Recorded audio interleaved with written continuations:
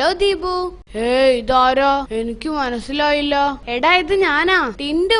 നമ്മള് സെറ്റപ്പ് ഒക്കെ മാറ്റി മോനെ. ദൈവമേ, ഇത് നീയോ? എവിടുന്ന് അടിച്ചു മാറ്റിയടാ ഈ ഷർട്ടും കണ്ണടയും? പിന്നാലെ വല്ല പാർട്ടീസും തെളിഞ്ഞു വരുമോ? ഞാനും കൂടെ വാങ്ങിച്ചു കൂട്ടേണ്ടി വരുമോ?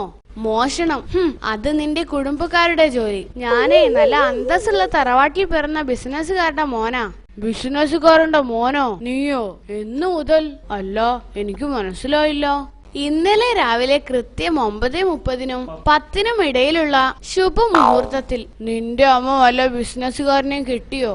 ചേച്ചേ, ആ ശുഭമുഹൂർത്തത്തിൽ ഞാനൊരു ബിസിനസ്സുകാരന്റെ മോനായി. ഇവൻ എന്തൊക്കെയായി പറയുന്നത്? എടാ ടിൻഡു, നിനക്ക് എന്താടാ പറ്റിയത്? നമുക്ക് വല്ല ഭ്രാന്താശുപത്രിയിലും പോയാലോ? എന്താടാ അവിടെ നിന്റെ വല്ല മാമനും ചികിത്സയിലുണ്ടോ? എന്റെ ദീപു, ഇന്നലെ എന്റെ അച്ഛൻ ഒരു ബിസിനസ് സ്ഥാപനം തുടങ്ങി. അല്ല ടിൻഡു, അച്ഛന്മാര് ബിസിനസ് തുടങ്ങിയ പിള്ളേർക്ക് വട്ടാവുമോ? ഇത് എന്ത് വേഷമാണടാ? ഒരു ബിസിനസ്സുകാരന്റെ മകനാവുമ്പോ നമ്മൾ കൂതറായി നടക്കാൻ പാടില്ല ദീപു. എന്റെ അച്ഛനും ബിസിനസ്സുകാരനാ, എന്നിട്ട് ഞാനിതുപോലെ വേഷം കെട്ടി നടന്നിട്ടില്ലല്ലോ. ഓഹോ, നിന്റെ അച്ഛൻ എന്തിന്റെ ബിസിനസ്സാ? കൊപ്രയുടെ ബിസിനസ്സാ.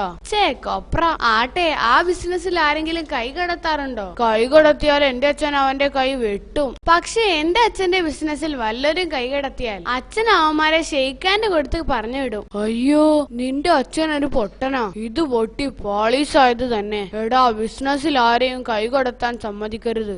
അല്ലെങ്കിലും എനിക്ക് പണ്ടേ അറിയാം, ഞങ്ങൾ നന്നാവുന്നതിൽ നിനക്ക് അസൂയയാ. അസൂയയോ? പിന്നല്ലാതെ. എന്റെ അച്ഛന് കയ്യുറ ബിസിനസ്സാ. അതിനകത്ത് നാട്ടുകാര് കൈ കടത്തിയില്ലെങ്കിൽ ഞങ്ങള് കുത്തുവാള എടുക്കില്ലടാ.